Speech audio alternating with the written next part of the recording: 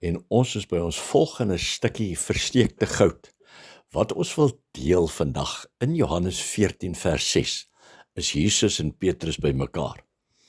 En Yeshua sê vir Petrus, ek is die weg, die waarheid en die lewe.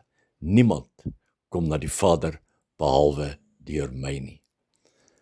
En ons wil met julle deel, want hierdie ding van wat is die weg, die waarheid en die lewe? Baie van ons is dit maar net iets wat ons sê, ja, is die weg, die waarheid en die lewe. Maar daar's iets in die Israeliese kultuur wat versteek is vir ons om te sien. Ek vra van julle dat ons 'n bietjie verder praat. Eerstens moet ons besef, die Bybel het geen godsdienstige woorde in nie. So baie keer gebruik ons 'n woord of sê iets en dis vreeslik godsdienstig, maar dis nie Bybels nie. En hierdie is een van hulle.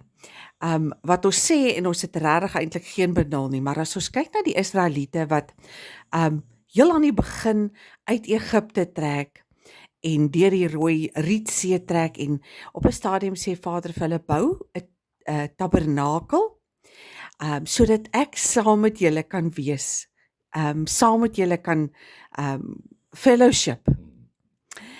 En wat interessant is, die tabernakel het 3 vertrekke gehad of 3 afdelings. Die buitedeel, die heilige en dan die allerheiligste.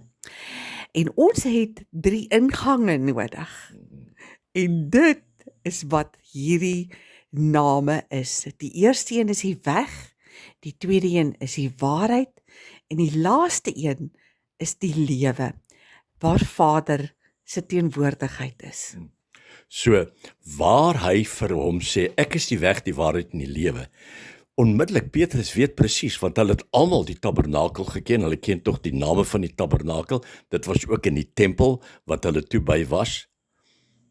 En Jesus sê vir hulle, ek is die ingange, elkeen van daai ingange is ek, en niemand kom na die Vader behalwe deur my nie.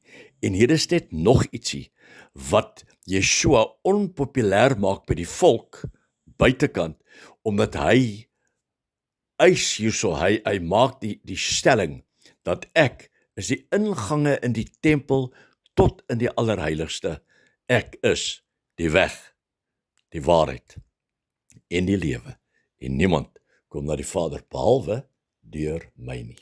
Amen.